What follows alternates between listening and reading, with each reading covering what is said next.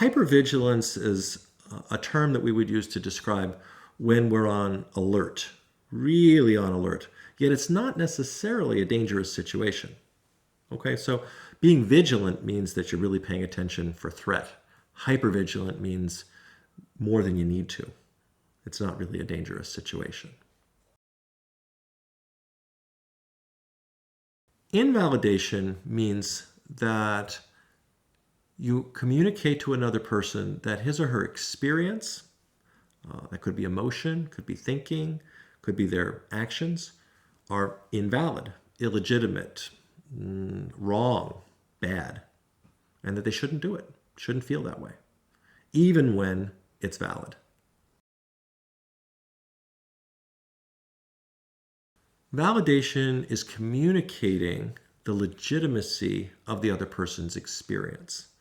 Another person feels an emotion, has a thought, something he or she wants, or they're doing some activity, and our response to that is saying, that makes sense. Validation is really quite different from praise, although I think people sometimes misunderstand the two. Praise means you like it. Validation means you understand it, and it's legitimate. Sometimes we're in conflict with our loved ones. Maybe your partner has been arguing. You and your partner have been arguing for all evening, or on and off for weeks or months. And your partner might say something like, I'm so tired of arguing. It's actually pretty easy to validate that. You could understand how that person could be valid, how that could be valid, because you feel the same way. You're tired of it too. So you simply say, me too. Me too conveys a lot. It says, not only does your reaction make sense, but it also says, I'm willing to be a little bit vulnerable too and go out there with you and share that same experience with you.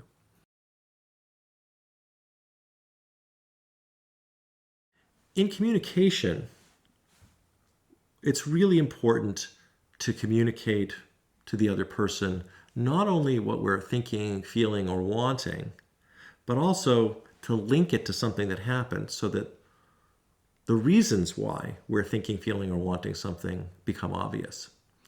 Accurate expression is when we're feeling, thinking, or wanting something, we're aware of it, we describe it accurately, and connect it to what happens.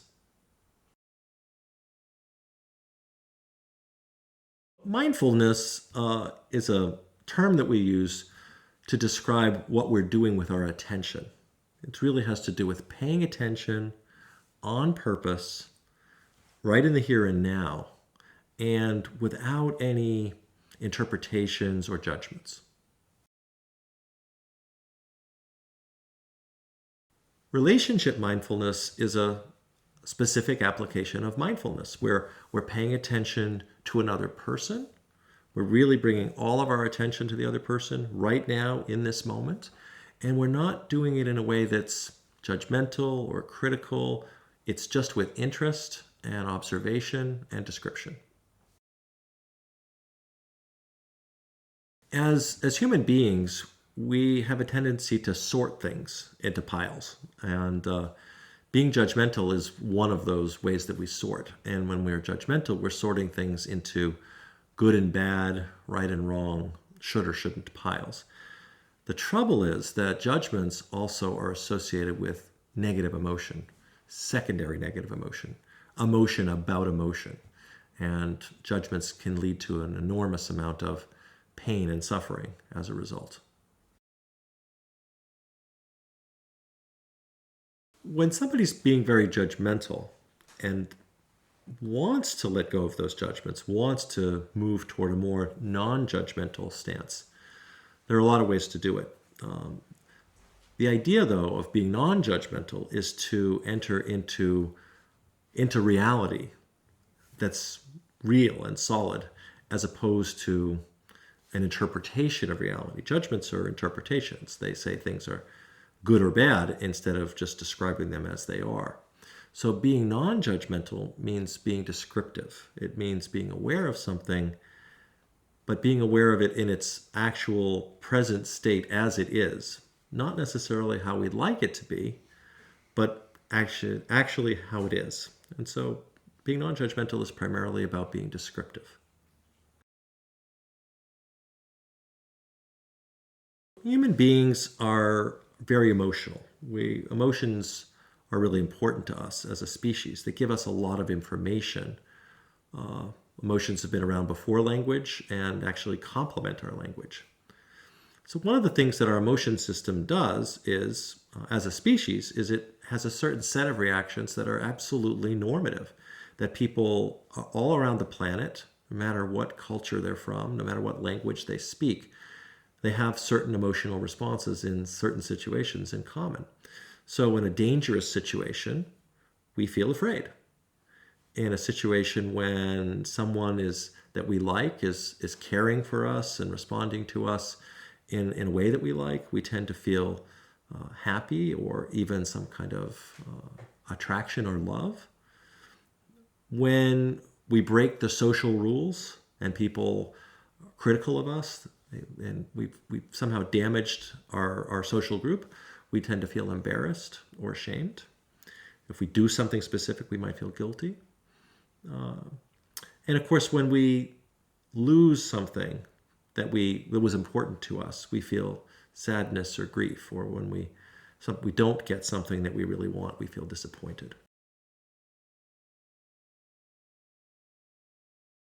A secondary emotion is our reaction to our primary emotion. So we have a natural, normative, universal emotional response to things that happen. Something's dangerous, we feel afraid. That's a primary emotion. A secondary emotion is a reaction to the primary emotion. Now, that's a little hard to understand sometimes, but we have to think, gee, what would get us to react to our reactions? And a couple things. One is our reactions could be really painful. And so we learn to have a different reaction.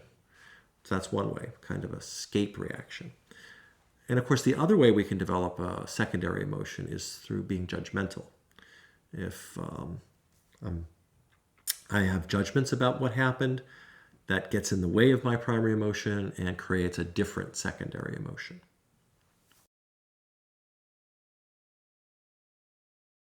Another word for a transaction is reciprocal or reciprocity, which means that what goes around comes around. It means that what one person does affects the other, and then what the other does comes back and affects the one. And so there's this ongoing round and round we go. So one interesting thing that we've learned about reciprocity is that it works both ways, that we have something we call negative reciprocity, which means that when one person becomes judgmental and critical, over time, it gets the other person to become judgmental and critical. And so there's reciprocal or mutual hostility. The good news is that you can flip it around and go the other way. As one person becomes more aware, more present, less judgmental, more descriptive, that allows that person's caring to come through a bit more, which then creates more caring, more gentleness, less negative escalation in the other person, which makes it easier for the first person to be warmer and more loving. And so reciprocity also can mean that if one person can take a few steps in a caring and loving direction, the other person's likely to follow as well.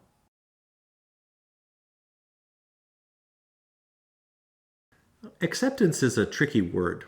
I think it's kind of loaded in our language. Acceptance, of course, literally simply means that it is what it is. Accepting reality, well, what else in the world could we do at some level? But acceptance somehow often conveys the idea that we should like it or that it will always be this way.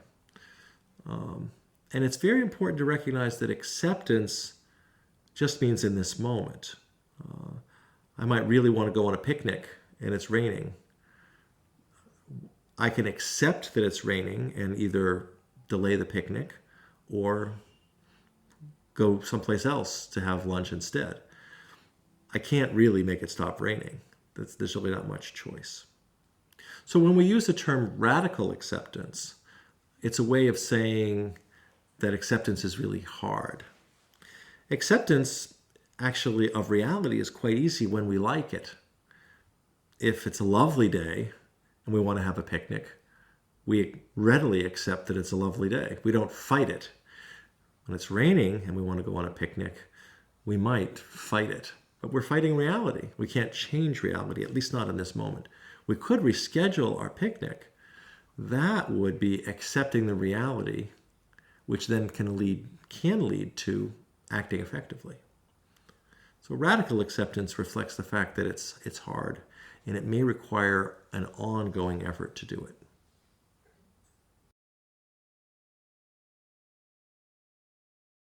To recap, there are 3 parts here, 3 steps. The first one is you've got to cease and desist the nagging and complaining. You've got to stop trying to get the other person to change, or tolerate the thing you don't like, at least briefly, at least for a little while. In the context of tolerating, you go on to being mindful of the negative consequences of trying to get the other person to change. And if after doing that, you decide, on balance, my solution is actually worse than the problem, it's creating more problems in our life for me to nag and complain, given that you're not changing, then I can go on to trying to take the last piece, which is to let go of the suffering associated with the thing that I don't like. I still don't like it, but letting go of the suffering means I find all the other parts that I've learned to miss over time and throw myself into those and really try to enjoy those and have that be the context for the part of it that I don't like.